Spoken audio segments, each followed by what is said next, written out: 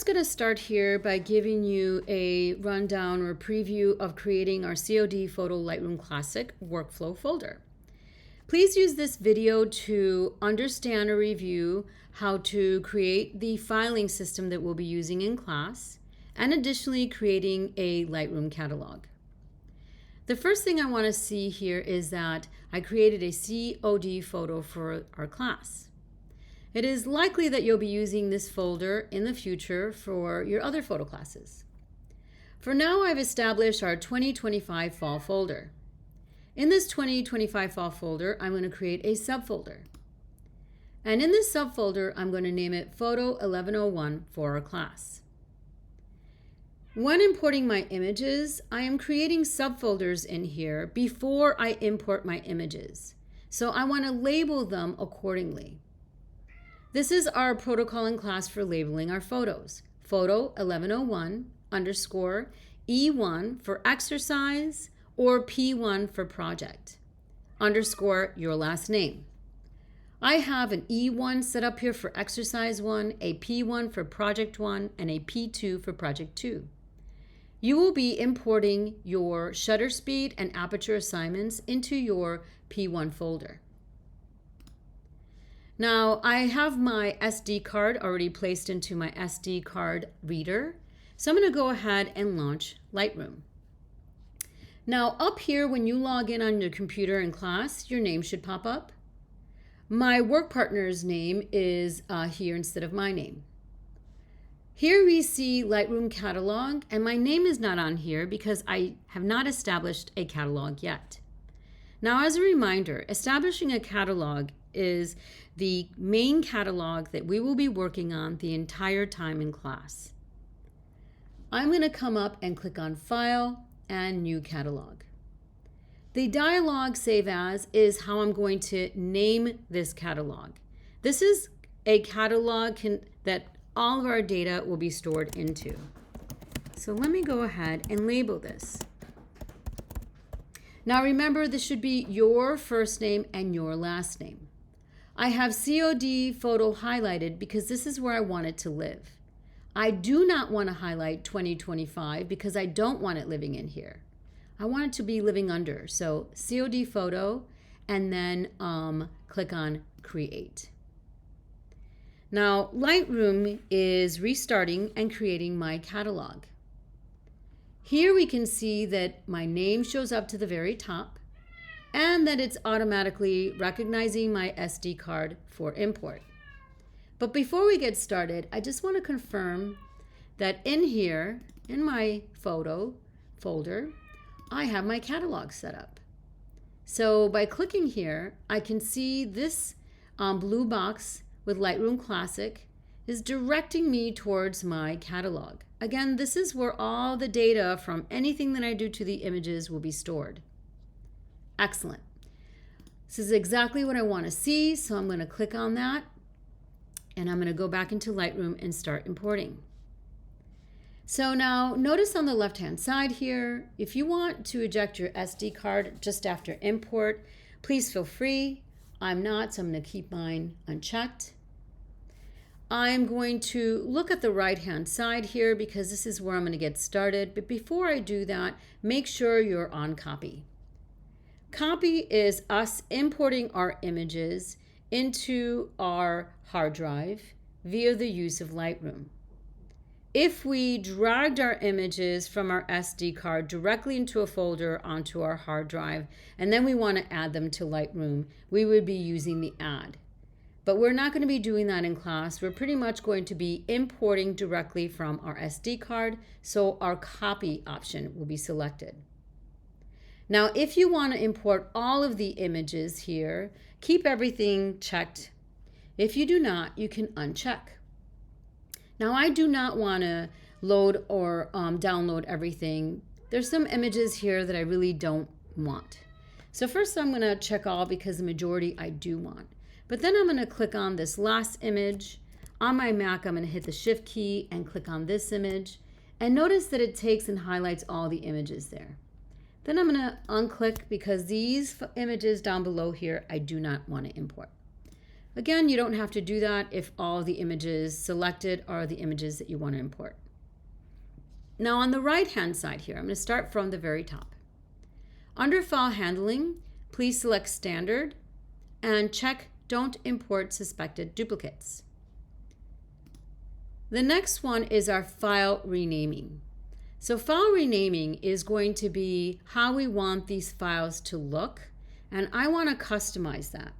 If you look at the handout, I gave you the information in terms of how we're going to be labeling our images. It is number 4 on your second sheet where it says file renaming template. So we're going to create our own template. I'm going to scroll down to edit.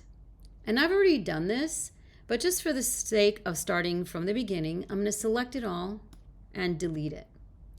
The first thing I want to import is, or place on here, is photo. So photo and underscore. I want to have a capital P, so I'm going to go back and place that into capital P. Now here I want to go ahead and click on custom text. Custom text in the future will be able to change from P1 to P2 to P3 or E1, E2, E3. So I want to insert that so I have that capability. And up here, I get a preview of how everything is going to appear before I actually get to save it. Next thing I want to do is underscore and then place in my name. In this case, it'll be your name. So again, please make sure this is your name followed by an underscore. And again, the example here is verifying everything that you're placing on there. Next thing I want to do is select a numbering system. And this numbering system is how I want to sequence my images as they're being imported in. So I'm going to select the second option, 001, and click on Insert. Now again, this is going to verify how I want my information to appear. And this looks exactly what I'd like to see.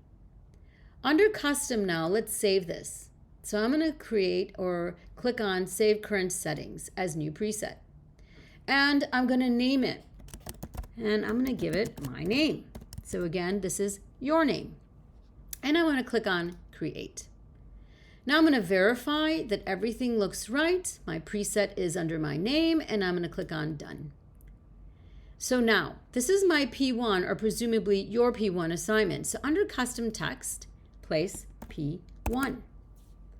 Now P1 will be for your Aperture homework assignment. When you come back to import your Shutter speed assignment, you should place P1_2. They're all going to live in the same folder, but they're going to be labeled differently. So now you can verify that all these photos are going to be labeled photo P1, your name, and that the sequence of images are going to start from 001 all the way down to your last image. This looks good. So I'm going to close this up and I'm going to go into my Apply During Import. Develop settings are presets that we're not going to use in class. Under metadata, however, I want to create metadata, which is my copyright. So I clicked on Edit Presets. I'm going to come here and I'm going to create my copyright. In order to get that copyright symbol on your Mac keyboard, click on Option G. And then it gives you the copyright symbol. Place the year 2025 and then your name. Again, make sure this is your name and not my name. I don't want any spaces, so I'm just going to leave that as is. Under copyright status, select copyrighted. And under rights and usage, type in all rights reserved.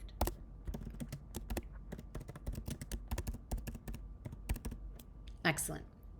Now under creator, you want to name who the creator is, and that's me. So make sure you place your name. If you want any additional information, this is the place to place it in. So for example, your address, which I don't typically recommend, but your email or your website are great options to have on here.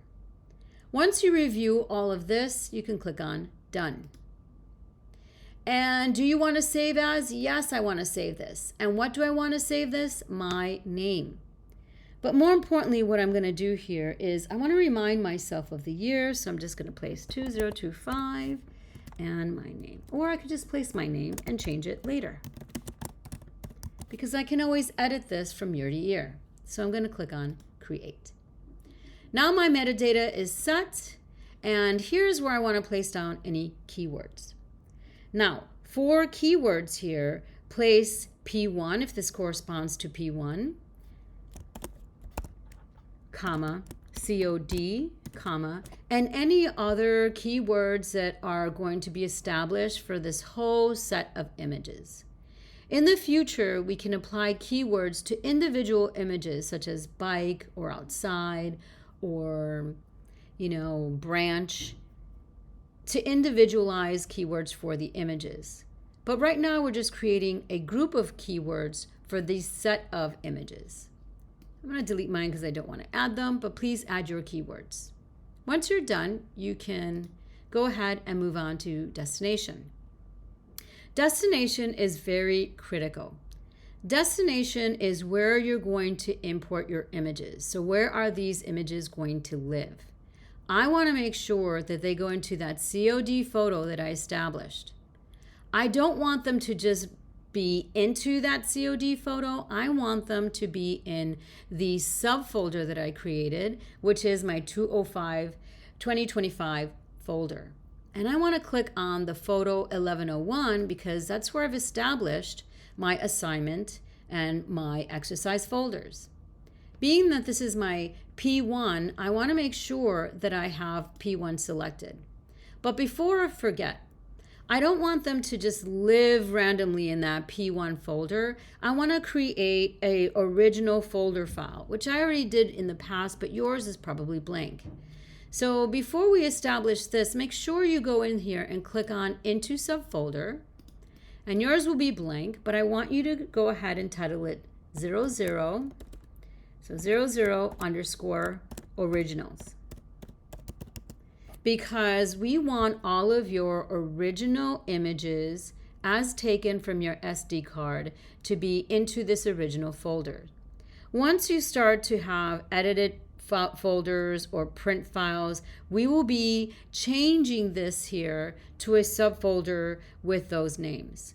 But right now I want it to look like this. So click on Into Subfolder 00_originals, and I want them to be placed into one folder.